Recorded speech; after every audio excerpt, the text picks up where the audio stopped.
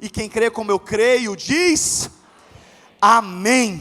Começamos nossa série Sinais, falaremos sobre pare e prossiga. Muito bem, ou seja, nós temos até a participação especial dessa voz gloriosa, que já me tirou de muitas enrascadas, que é a famosa voz da mulher do GPS, que eu não sei como é que a igreja conseguiu o contato dessa mulher, original, para ela poder fazer essa participação especial, mas para a videira e para Deus não há nada impossível, né? A gente consegue tudo. E a pastora Neném, hoje pregando pela manhã, ela disse algo muito engraçado, que as mulheres aqui vão concordar, que são as duas mulheres que o homem tem sempre que ouvir, é a mulher do GPS e a esposa dele. Amém, esposas? Sempre que elas dizem uma coisa, meu irmão, é danado para dar errado se o marido, né, não ouvir. Então, brincadeiras à parte, hoje eu estou começando só soltando as piadinhas. Brincadeiras à parte pela terceira vez. Brincadeiras à parte, nós estamos aqui, é claro, para aprender de uma forma prática sobre os sinais de Deus na nossa vida. Eu tenho certeza que você, assim como eu, já teve acesso à sinalização de trânsito. Quem aqui dirige, diga glória a Deus. Quem não dirige ainda, diga Jesus me ensina. Jesus vai ensinar você, vai te capacitar, você vai tirar a carteira, não vai estancar na ladeira, vai dar tudo certo em nome de Jesus. Mas você que dirige, ou você que é carona, ou você que anda de ônibus, você com certeza vê em quase todas as esquinas esse protagonista da sinalização de trânsito, que é o farol de trânsito. E ele tem 3 luzes, que eu tenho fé em Deus, que você já aprendeu o que é que significa, né? Para o bem dos pedestres, eu espero que você já tenha aprendido, e eu peço que você me responda aí, o que é que significa a luz verde? Só 2 pessoas que sabem. Então, eu peço que o restante da igreja que ouviu e que aprendeu, por favor participe, 1, 2, 3. O que é que significa a luz verde? E o que é que significa a luz amarela? E o que é que significa a luz vermelha? Pare, porque se você não parar, vai dar errado. Eu vou até deixar as 3 luzes acesas enquanto eu estou iniciando aqui. Vixe, é porque é muito forte no olho de vocês. Tá aí que eu não sabia. Vocês estão revoltados, né? No instante briga com a gente. Quando é para responder, quando a gente pede, eles não respondem não. Mas enfim, se vocês não responderem, eu ligo, as 3. Mas, gente, quando nós falamos sobre sinalização de trânsito, eu espero que você nunca tenha precisado passar pelo trauma de atravessar um sinal vermelho. Há algum tempo atrás, eu estava indo para uma vigília, há algum tempo, diga-se de passagem, bastante tempo, há uns 15 anos atrás, e a gente estava atrasado para ir para essa vigília. A gente estava indo orar, e aí tinham 4 carros, um seguindo o outro, e como a gente estava atrasado, estava muito veloz, fazia pouco tempo que eu tinha tirado minha carteira de motorista, eu estava com um carro emprestado de uma amiga minha, diga misericórdia, todo errado e meio perdido, altamente inseguro dirigindo. E quando eu estava caminhando ali, passando pela parte da beira-mar do Náutico, a gente estava passando por ali, voltando de um restaurante que a gente tinha ido comer, para poder ir para o monte. Meu Deus, para que eu conto a história toda? É muito prolixo, né? Mas enfim, resumindo, quando a gente estava chegando ali no Náutico, a pessoa que estava nos guiando, ela estava tão veloz e apressada para chegar na vigília, que ela furou o sinal vermelho. E esqueceu que tinha 3 carros seguindo ela. O inteligente da frente simplesmente seguiu ela com medo de se perder. E quando ele atravessou o sinal vermelho, um outro carro colidiu.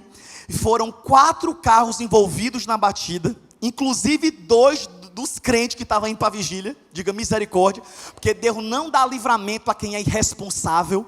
Deus dá livramento para quem está andando debaixo de bênção, mas para quem é irresponsável, Deus não é obrigado a ficar livrando não. Receba essa fala Deus aí só para começar. Eu não pedi vocês repetirem não, falei só para receber mesmo. Mas enfim, graças a Deus que acordaram.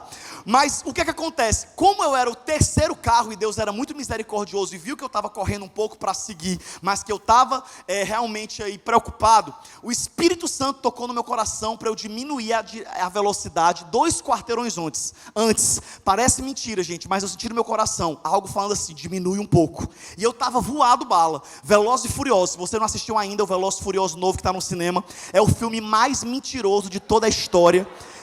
Eles agora, mais do que os Vingadores, que são super-heróis, eles atravessam o espaço sideral. Não, eu não vou dar spoiler não, só vou dizer isso, que vá preparar. É mentira, é Satanás, mas Deus sabe que a gente vai só para se divertir, a gente não crê em nada. E o que acontece? Eu voado lá, veloz e furioso, eu comecei a diminuir e pasmem vocês, o meu carro que eu estava dirigindo, emprestado, parou 3 dedos antes da batida. E ali eu fiquei com aquela sensação do perigo que é você atravessar o sinal vermelho. E infelizmente, muitas vezes, não é o sinal vermelho do trânsito que a gente atravessa, mas é o sinal vermelho da direção e da vontade de Deus. E se o sinal vermelho do trânsito é perigoso furar, imagine quando Deus te diz para parar. Imagine quando Deus te dá um sinal para que você pare e você não obedece. Aí sim a situação fica ainda pior. Nós vamos estar falando sobre esses sinais de trânsito, trazendo para uma aplicação bíblica durante esses próximos domingos. E hoje especificamente eu vou falar sobre essas 2 sinalizações, sobre quando é para você parar e quando é para você prosseguir. Quando é para você prestar atenção no sinal vermelho, quando é para você prestar atenção no sinal verde. Mas para isso eu queria que você abrisse comigo a sua Bíblia em Mateus capítulo de número 16, do versículo 1 ao 3. Abra a sua Bíblia comigo em Mateus capítulo de número 16, versículo 1 a 3. Olha a forma irônica com que Jesus falou, porque tem gente que acha uma blasfêmia dizer que em alguns momentos Jesus era irônico, mas eu consigo enxergar claramente algumas coisas que Jesus falava em um tom que era praticamente sendo irônico com o ser humano. Porque olha o que ele diz nessa situação, diz assim: e os fariseus e saduceus se aproximaram de Jesus e o puseram à prova, pedindo-lhes que lhe mostrasse um sinal no céu. E então Jesus respondeu, engraçado, né? Quando a tarde vem, vocês dizem que vai fazer bom tempo, porque o céu está vermelho. E de manhã vocês dizem, hoje haverá tempestade, porque o céu está vermelho e nublado. Engraçado, né? Esse engraçado sou eu que estou botando na minha Bíblia cearense. Engraçado, né? Vocês sabem interpretar o aspecto do céu, mas não sabem interpretar os sinais dos tempos. Você já percebeu que a gente muitas vezes nos achamos os doutores dos sinais, quando a gente acha que a gente sabe sobre as coisas, que a gente acha que a gente discerne, que a gente tem poder, que a gente tem sabedoria. Mas eu amo uma passagem que está no livro do profeta Isaías capítulo 9, que diz: não se glorie o sábio na sua sabedoria, nem o forte na sua força, nem o rico na sua riqueza, mas aquele que quiser se gloriar, glorie-se nisto, em me conhecer e saber que eu sou o Senhor. Sabe qual é o grande problema que a gente passa quando a gente confia em nós mesmos, quando a gente confia na nossa inteligência apenas, quando a gente confia na nossa sabedoria humana, quando a gente confia na nossa riqueza? É que a gente dá com a cara na parede e a gente sofre terríveis prejuízos, porque mais do que seguir a sua inteligência, mais do que seguir os seus achismos, mais do que seguir as suas experiências passadas, você precisa seguir os sinais de Deus na sua vida. Você precisa aprender que quando a Bíblia diz que é para você parar, é para você parar. Sabe, gente, eu tenho certeza que você, assim como eu, já deve ter passado por algumas experiências em que você viu uma situação se formando, você sabia que aquilo não ia dar certo, você sabia que biblicamente você não tinha segurança para seguir naquele caminho, você não tinha paz no coração, porque um dos sinais que a gente mais usa na Bíblia, que é um sinal de Deus em tudo que a gente faz, é o que diz a palavra em Colossenses: que seja a paz o árbitro do vosso coração. Que quando algo que a gente faz não é da vontade de Deus, uma das coisas que a gente menos sente é paz. Agora, quando a gente está fazendo algo que é na direção de Deus, pode tudo estar parecendo o contrário, mas tem uma convicção dentro da gente, que a gente sabe, porque sabe que vai dar certo. Se você não passou por isso ainda, eu declaro que o Espírito Santo vai morar dentro de você de uma forma tão real, que ele vai ser o teu GPS para te guiar em cada uma das suas escolhas. Mas quando eu vejo na palavra algumas passagens bíblicas que nos ensinam quando a gente deve parar e quando a gente deve prosseguir, uma das primeiras coisas que Deus colocou no coração da nossa equipe, enquanto a gente preparava essa mensagem, é que nós precisamos aprender a parar para descansar e a prosseguir para avançar quando Deus mandar. A gente precisa ter essa direção. E quando eu falo sobre nós aprendermos a parar para descansar, por mais maravilhoso que pareça isso, é um fato de que é um dos maiores desafios de pessoas muito ativas. de pessoas hiperativas, de pessoas que vivem no 320 volts, de pessoas que se acham muito desenroladas, de pessoas que aprenderam desde cedo a ter que se virar. Se você faz parte desse perfil de pessoas, você tem dificuldade de parar. Você tem dificuldade de descansar, e Deus preparou essa pregação para poder dizer para você, que tem momentos na sua vida que você não tem o que fazer, que o que resta fazer é descansar, é esperar no Senhor, porque o descanso, gente, não é uma desculpa de alguém preguiçoso, o descanso é um princípio bíblico que a palavra de Deus ensina. Eu tenho certeza que muitos aqui, se você fosse para o Show do Milhão, aquele programa maravilhoso que o meu sonho sempre foi participar, que a minha mãe mandou muita carta para o Silvio Santos, mas que não deu certo e agora está em outra rede, está outro programa fazendo, não sei nem como é que participa, mas o fato é que, se você fosse para o Show do Milhão, e a pergunta do milhão fosse, em quantos dias Deus criou o mundo, muitos aqui iam perder a pergunta do milhão.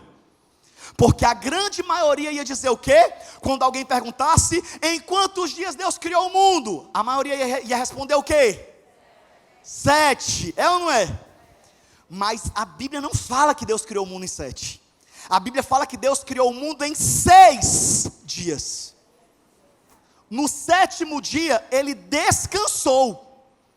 Eu não sei se você parou para se atentar a isso, mas quando a palavra de Deus fala, em Gênesis, a partir do capítulo de número 1 e 2, que começa a narrativa da criação de todas as coisas, você vai ver que lá está escrito, que Deus criou o mundo em 6 dias, e no 7º Ele simplesmente descansou. A Bíblia fala que Deus criou o 7º dia, simplesmente para contemplar a obra que Ele tinha feito. E nós, como seres humanos, que são criados à imagem e semelhança de Deus, precisamos entender que nós também precisamos descansar. Quem gosta de dormir aqui, diga graças a Deus. O negócio bom é dormir. Quando você estiver com muito problema, ore e durma.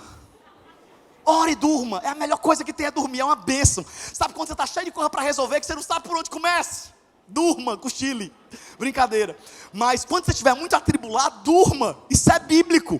A Bíblia fala lá no Antigo Testamento que existia um profeta chamado Elias, que ele ficou tão desesperado com a situação que ele passou, que ele pediu a Deus a morte. Aí sabe o que Deus fez? Deus fez ele cochilar, ele cochilou, revoltado, atribulado, com pensamento suicida, e quando ele acordou, Deus deixou uma marmitinha e um lanche. Ele acordou do cochilo, comeu o lanche e não queria mais morrer. Ou seja, não desperdice e nem subestime o poder de um cochilo e uma merenda. Nunca subestime o poder que um cochilo tem. E nós muitas vezes precisamos aprender a isso. E isso, gente, não é apenas na vida pessoal normal, porque você precisa disso. Quantos pais trabalham tanto em nome do futuro dos filhos, que não tem tempo para os filhos? E a grande verdade que você precisa entender é que mais do que os seus presentes, os seus filhos querem a sua presença. O seu casamento não pode ser sacrificado em nome da tua ambição financeira, porque não existe sucesso algum que compense o fracasso de uma família. Então é para isso que Deus instituiu o descanso. Você precisa aprender a descansar. É algo bíblico. Existem algumas religiões, inclusive os judeus. Eu já estive em Israel 2 vezes. Eu não sei se você já esteve em Israel, mas eu quero aproveitar que esse culto é um culto com uma atmosfera de fé. E eu quero profetizar que assim que essa pandemia acabar, Deus vai te dar de presente uma viagem para Israel. Eu não sei se você tem um desejo para ir lá, mas é num culto desse de fé que a gente segura e toma posse e Deus realiza. Então eu profetizo que você, ainda com acompanhante, vai para Israel.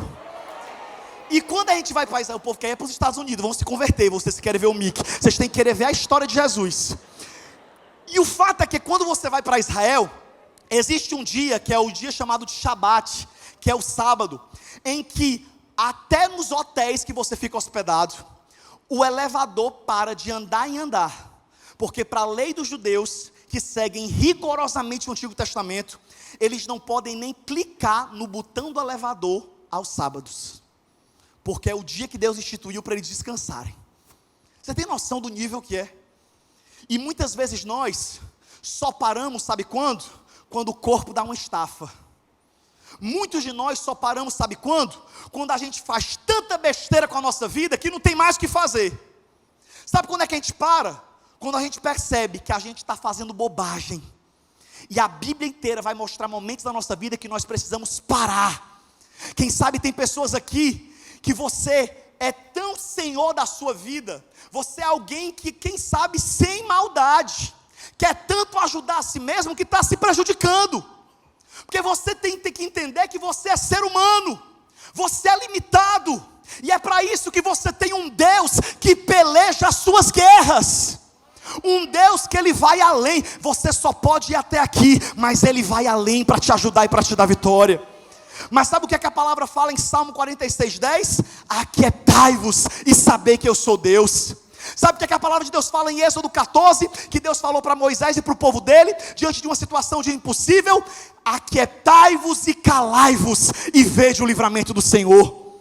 Tem momento na minha e na sua vida que nós precisamos parar para descansar, parar para confiar, parar para deixar Deus ser Deus.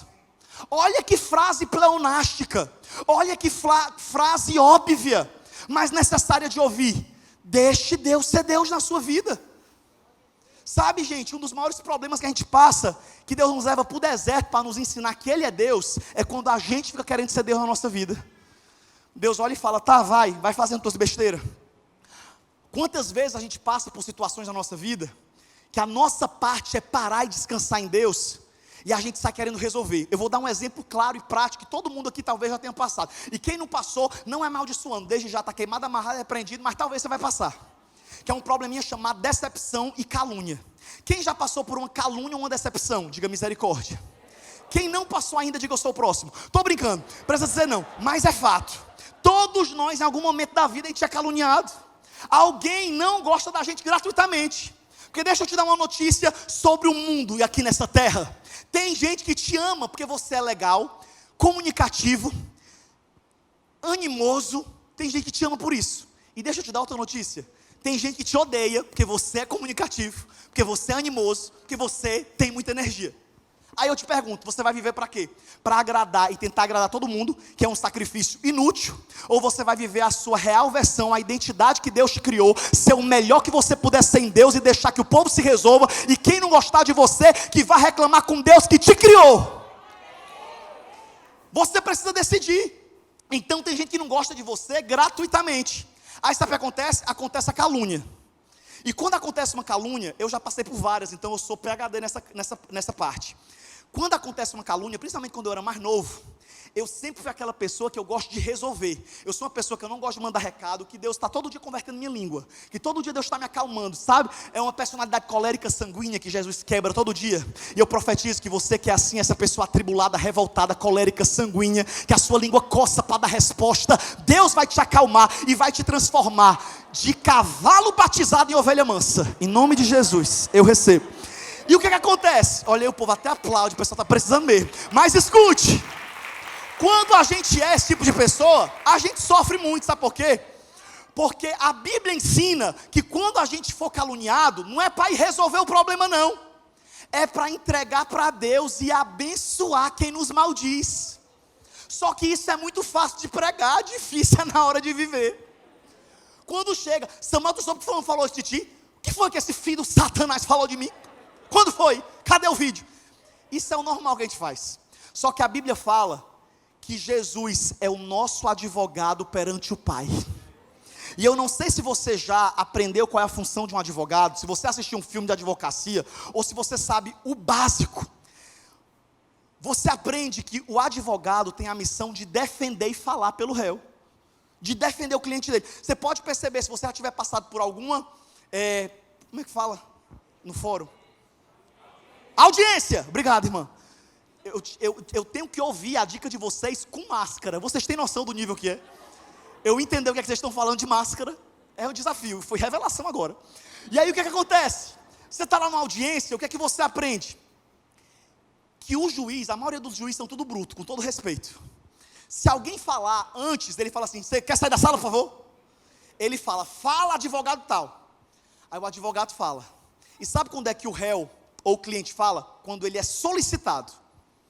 Tem audiência que é capaz dele nem falar, o advogado mesmo resolve. Palavra de Deus para a sua vida: o justo não se justifica. Para de querer resolver as calúnias e injustiças que você tem passado na sua família, no seu trabalho, em lugares que pessoas não gostam de você, sem você nunca ter feito nada contra elas. A tua missão é descansar em Deus, é não responder, é não ir atrás, é abençoar, é devolver o mal com o bem, é o que a palavra de Deus ensina. E é Deus quem vai te defender. Agora tenta resolver para tu ver a bagunça que tu se mete. Sabe por quê? Porque às vezes, gente, nós estamos até certos, mas quando a gente não se aquieta e não deixa Deus resolver a situação, a gente perde a nossa razão. Você já viu gente que era assim?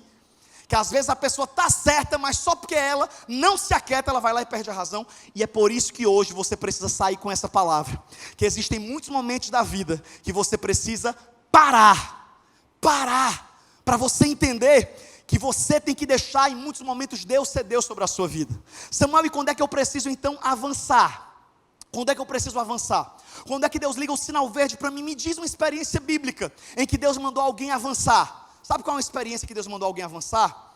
Você precisa parar para deixar Deus ser Deus. Você precisa parar para aprender a descansar. Mas você precisa prosseguir para poder sair das situações que você está enfrentando, que Deus já te ensinou o que Ele tinha para te ensinar.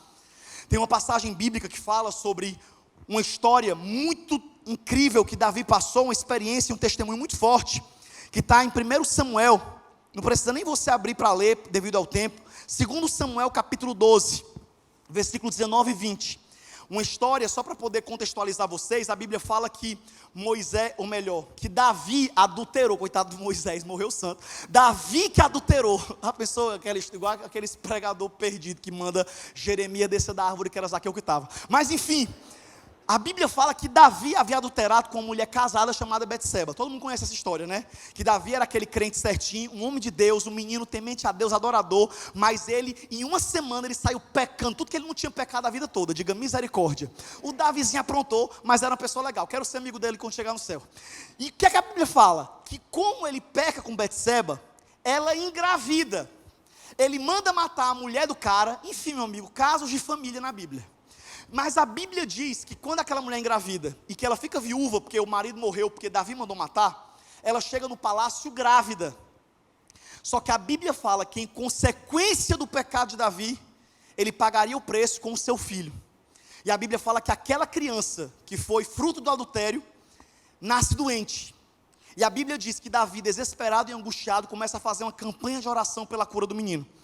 Ele se veste de pano de saco, que era um costume da época, e ele se isenta de todo e qualquer alimento e bebida, de modo que ele não comia e não bebia, ele estava definhando por longos dias. Ele estava tão angustiado, orando pela cura e pelo milagre na vida do filho, que os soldados tinham medo de se aproximar dele, de modo que eles ficavam pensando, meu Deus, se ele está ruim desse jeito, com o menino doente, imagine quando o menino morrer. O fato que a Bíblia diz que acontece é que, com algum tempo, a criança morre, e está lá Davi, definhando com pano de saco, com fome, com sede, completamente angustiado, chorando dia e noite, quando de repente, chega a notícia de que o bebê morreu. Quando o bebê morreu, eu imagino os dois soldados chegando, um cutucando o outro, vai, diz tu cara, não, ele vai matar nós, não, tu tem que dizer, eles estavam tão covardes para dar a notícia, que a Bíblia fala que Davi, foi que percebeu a movimentação, e falou, o meu filho morreu, e os soldados disseram, morreu Davi. E quando eles imaginavam que Davi ia gritar como um louco, ia se desesperar, a Bíblia fala que ele simplesmente tira o pano de saco, lava o rosto, pede comida, senta e se alimenta em perfeito juízo. E as pessoas começam a falar, que loucura foi essa, Davi? Se o menino doente você estava defiando, e agora que o menino morreu, você parece que está superando já tão fácil. E ele responde em outras palavras, trazendo e falando de uma forma que não é especificamente palavra por palavra que está escrito, mas trazendo para que você entenda, ele simplesmente disse, eu orei enquanto eu pude, eu clamei enquanto havia esperança, agora a vontade de Deus foi feita, e cabe a mim aceitar, me levantar e seguir. E como nós precisamos aprender, que existem situações e momentos da nossa vida, que não é hora de você ficar parado, se lamentando, se lamuriando, se vitimizando, lambendo as suas feridas e adorando as suas dores. O altar do seu coração não é para você colocar as suas dores, o altar do seu coração é para você colocar o Deus que te cura.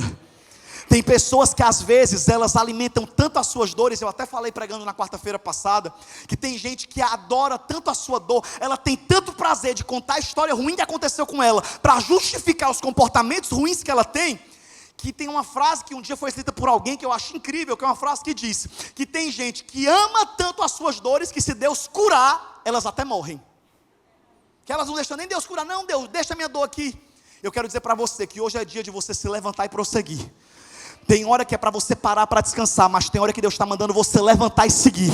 Tem coisa na sua vida que Deus já resolveu, que Deus já ensinou, que a vontade dEle já foi feita, então aceita a vontade de Deus. Sabe, gente, se tem algo que eu tenho sentido a necessidade de compartilhar muito nesses dias, é sobre a questão do luto, sobre você perder pessoas. Nunca a gente viu tanta gente de perto morrendo, verdade ou mentira? Quase toda família enfrentou uma perda, um luto, uma dor, seja pelo Covid ou pelo que for. E eu não quero em momento nenhum romantizar ou minimizar ou subestimar a dor de uma perda, de um luto. Mas o que eu também não posso alimentar é o desespero de alguém que conhece a palavra de Deus, que diz que a ressurreição é uma realidade. Tem pessoas que às vezes eu vou orar, principalmente em hospitais, pessoas que estão desenganadas, pessoas que estão em estado terminal, e que quando eu vou orar, eu sempre vou com essas duas palavras, meu amigo. Eu vou com a palavra do milagre e vou com a palavra do consolo. A gente já cantou sobre isso aqui hoje. Tu provês a cura, mas tu também és o consolo. Tem momento da nossa vida que Deus faz o milagre, mas tem momento da nossa vida que Deus não faz o milagre, e a nossa fé precisa permanecer firme. Sabe, gente, com todo respeito, eu sei que às vezes tem algumas brincadeiras que soam negativas, e tem gente que às vezes se fere, mas por favor, entenda o que eu vou dizer. Eu conheço famílias que tem um familiar, eu vou esticar, mas só para vocês entenderem que eu quero. Sai, espírito gago. Eu vou só falar para você entender a aplicação. Tem gente que tem uma avó de 135 anos, e a bichinha está lá, dando tilt. Nem ela às vezes quer mais viver, ela quer que Jesus guarde ela para descansar. Mas a família está lá. Jesus, a minha avó não pode falecer, Senhor, cadê teu poder? E a pessoa fica revoltada. Vocês estão entendendo o que eu estou querendo dizer? Fica uma guerra no céu, meu amigo. E eu não estou dizendo aqui que é para você orar para ninguém morrer na sua casa. O que eu estou dizendo é que você, como um ser humano que entende que a morte é uma realidade para todos nós, uma hora a morte vai acontecer, e Deus não deixa de ser Deus.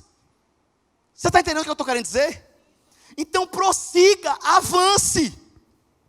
Se Deus guardou um familiar seu, e essa palavra é para pessoas que estão aqui, que há anos não permitem Deus curar a dor desse luto, Deus está dizendo para você hoje, creia na minha palavra. E sabe o que a palavra de Deus diz sobre aqueles que o Senhor guarda?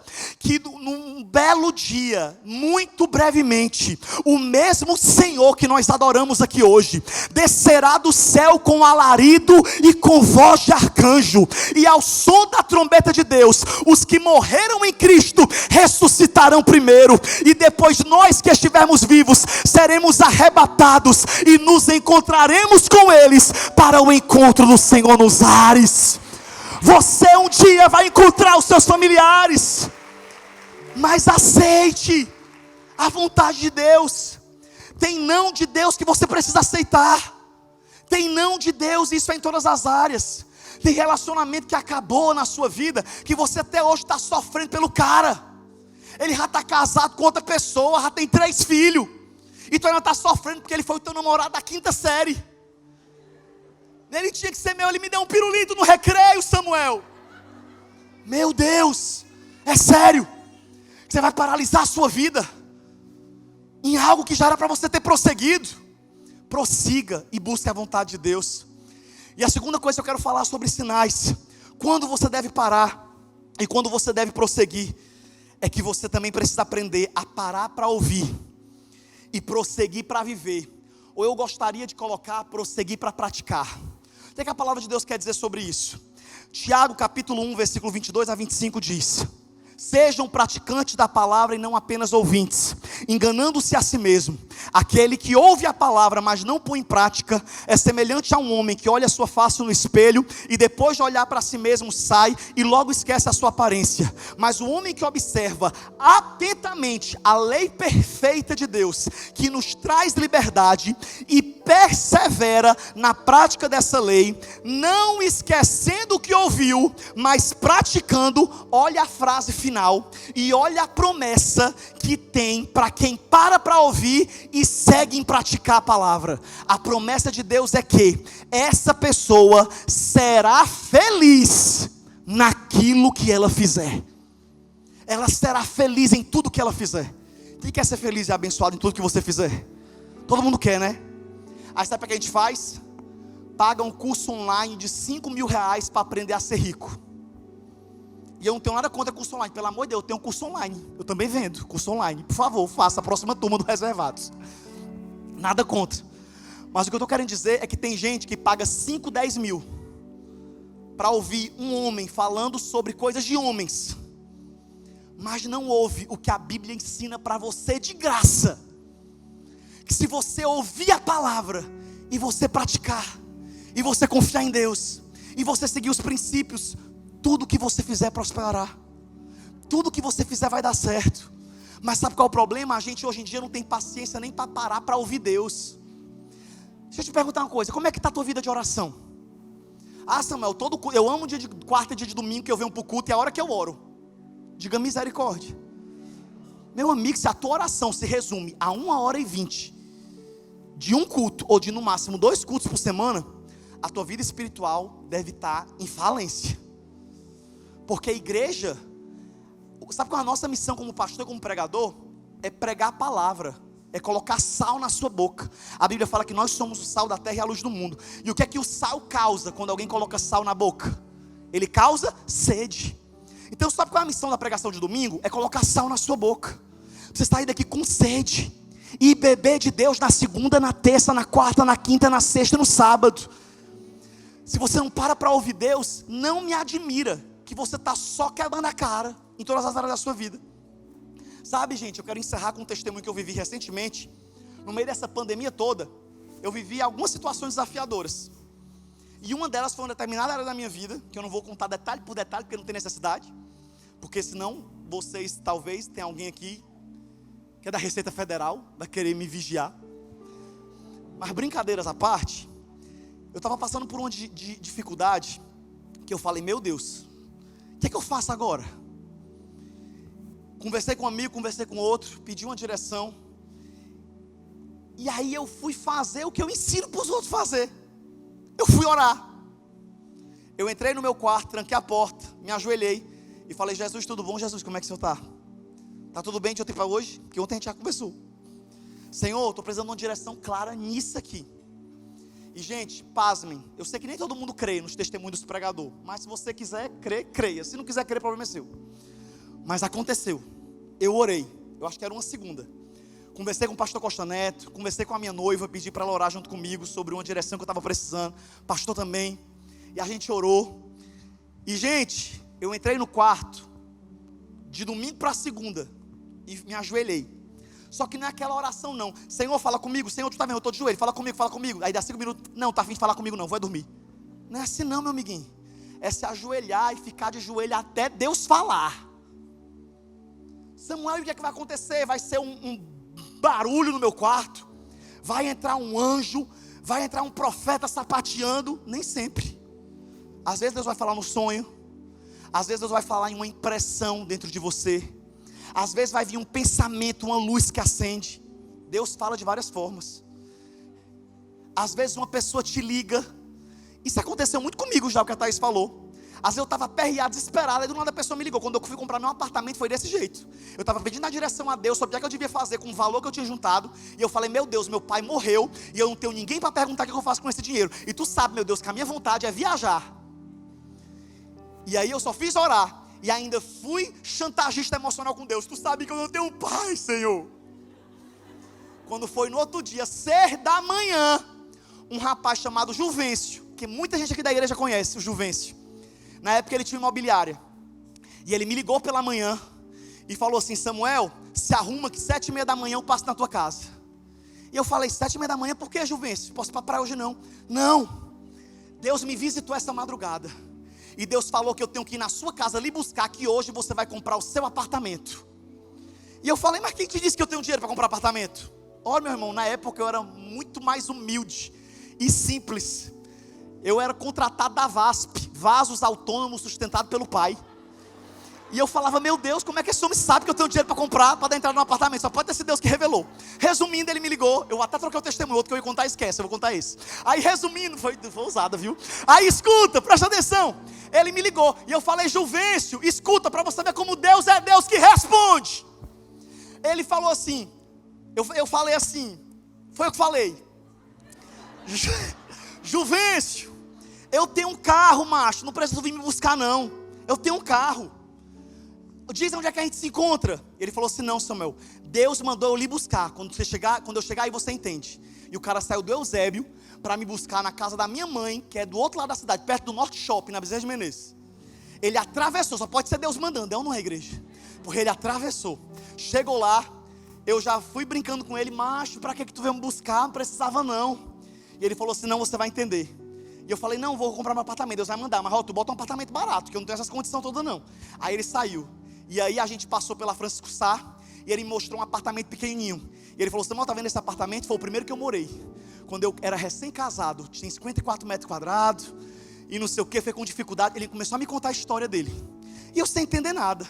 Aí eu falei: tá legal, uau, que testemunho. E eu sei que hoje ele é muito próspero, a casa dele milionário. Aí eu fiquei só ouvindo as histórias do empreendedor que venceu na vida.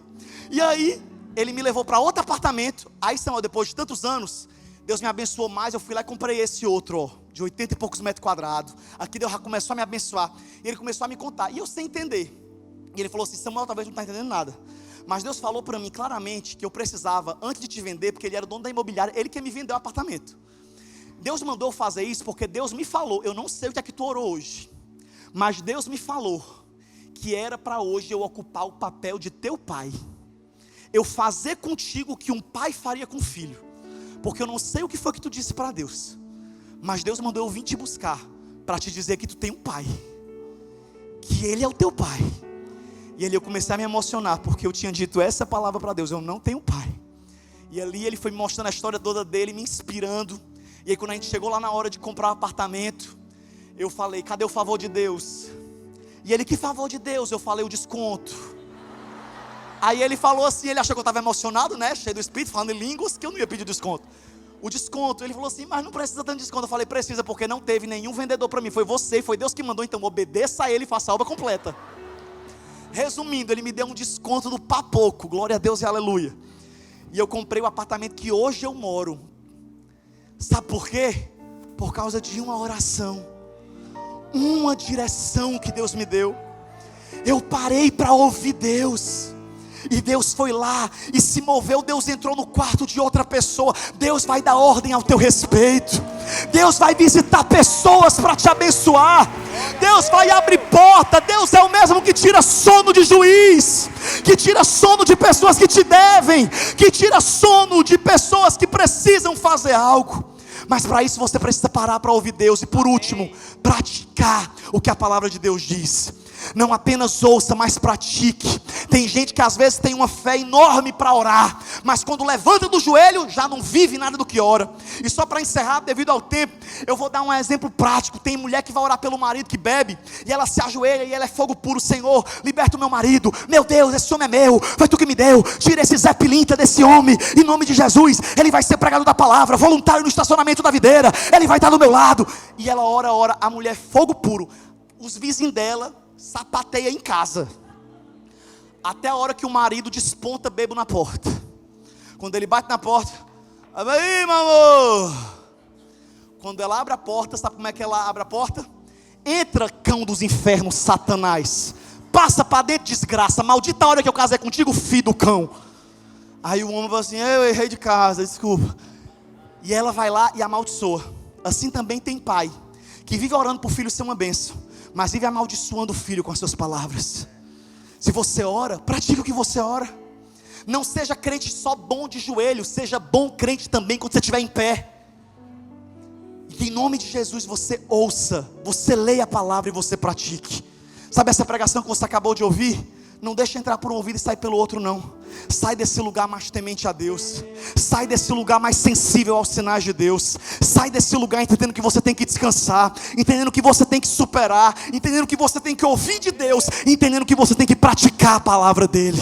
Fica de pé aí onde você está em nome de Jesus.